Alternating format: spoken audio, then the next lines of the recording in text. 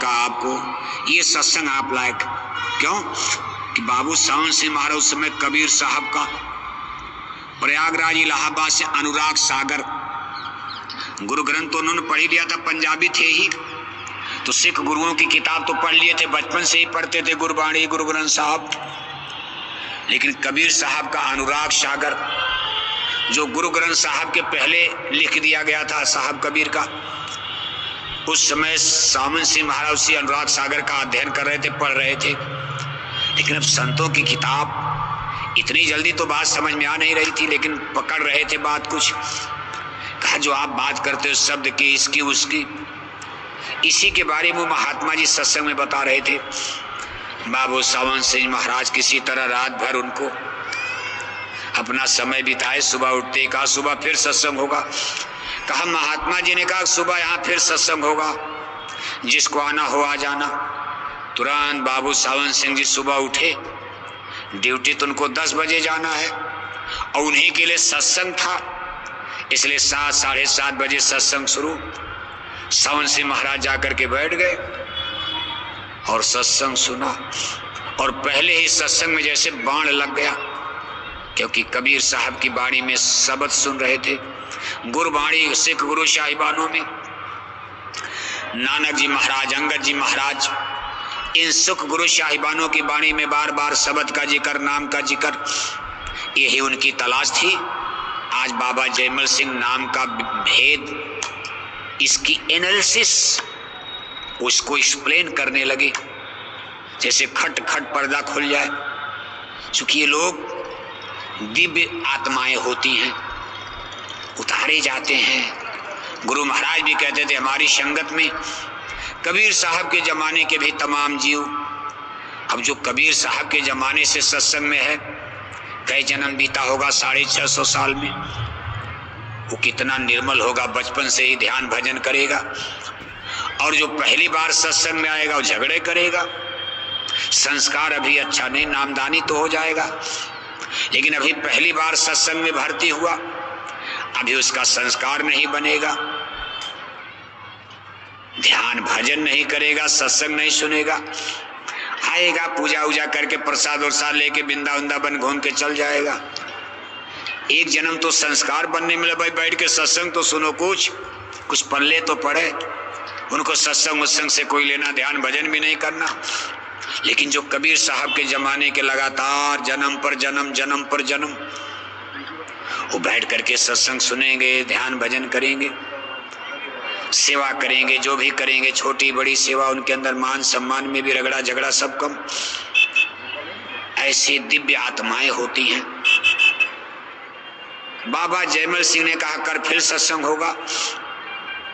अगले दिन फिर बाबू सावन सिंह आके बैठ गए, खूब सत्संग सुना। इसके बाद अपील किया गुरुजी नामदान दे दीजिए। बाबा जयमल सिंह ने कहा बिल्कुल होगा। शाम को आए, ड्यूटी गए, ड्यूटी से लौटे, अब कहाँ ड्यूटी, जल्दी जल्दी आज भाग जगने जा रहा। बाबू सावन सिंह महाराज को तीसरे दिन नामदान मिल गया। बीबी रुक्को से बाबा जयमल सिंह ने कहा देख, मैंने कहा था आज के तीसरे दिन मेरे चरणों में गिर जाएगा। देख इतनी बड़ी ऐसा जाल, काल जाल से निकाल कर मैंने दयाल के जाल में फंसा दिया। जाल ही तो है, एक काल का जाल फंसाने वाला और दयाल का जाल है काल के जाल से निकालने वाला। कहा मैंने आज अपने दयाल के जाल में। और फिर बाबू सावन सिंह महाराज ने अपील किया गुरुजी हमारा बंगला थोड़ी दूर पर है, एक रात हमारे बंगले में भी।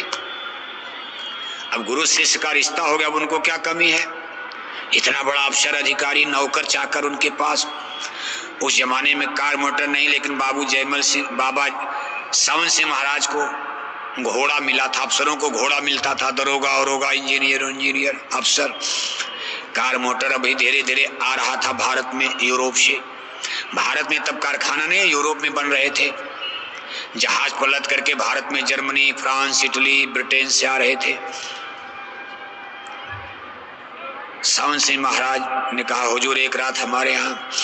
बाबा जयमल सिंह ने कहा समय तो नहीं है, तुम्हारे यहाँ तो हमको बिताना ही है, तुम हमारे हो गए, हम तुम्हारे हो गए। लेकिन ये ध्यान भजन करना, ड्यूटी करना।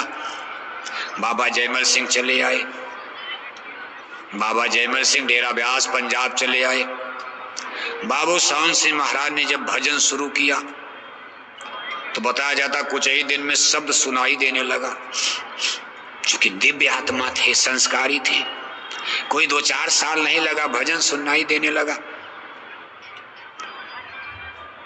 और इतनी बड़ी भक्ति जगी, हर संडे को उनकी छुट्टी होती थी।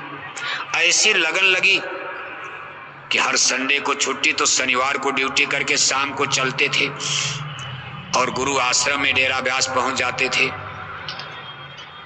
डेरा ब्यास जब आते थे तो एक उन्होंने तुरंत पहला नियम क्या बनाया, जितनी उनको तनख्वाह मिलती थी 1 नया पैसा खर्च नहीं करते थे। सब तनख्वाह लाकर गुरु महाराज के हाथ में रख देते थे। देखो भक्ति शुरुआत हो रही, पूरी तनख्वाह। अब उस जमाने की तनख्वाह, यानी सोचो इतना अंग्रेजों का जमाना उस जमाने में, यानी जो भी तनख्वाह लेकिन ज्यादा थी। इतना बड़ा अफसर थे कि तनख्वाह तो ज्यादा थी। सब तनख्वाह गुरु के हाथ में रख देते थे। बाबा जयमल सिंह ऐसे मुट्ठी से निकाल कर फिर उनको वापस करते थे। इसी को अपने घर बेचते थे अपने खर्चे में, बाकी जो बच गई वो गुरु दरबार में। सावन सिंह महाराज ने अपने इतिहास में, अपनी हिस्ट्री में लिखा है, आत्मकथा में, कि महीना बीत जाता था जब मैं गुरु का शिष्य नहीं था। 1 महीने के बाद मेरे घर से सूचना आती थी, बाबूजी पैसा खत्म हो गया।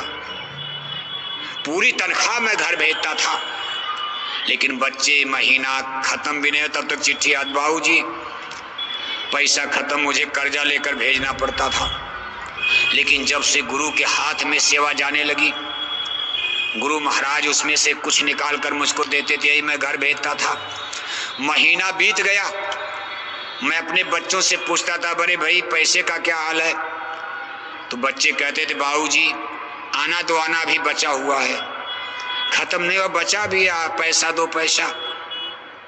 ऐसी बरकत, घर की बीमारी कमी हो गई, पैदावार घर में बढ़ गई, खेती का काम। बाबू सावन सिंह के घर में खेती, उनका सिरसा जिला था, सिरसा पंजाब में, हरियाणा में, अब तो आ गया सिरसा। खेती बड़ी अच्छी खेती थी। खेती में कहा बरकत बहुत, पैदावार बहुत होने लगा। आगे चल करके भक्ति हर संडे को दरबार में आते थे। फिर एक कुआं बनवाया गुरु महाराज के लिए, पहले व्यास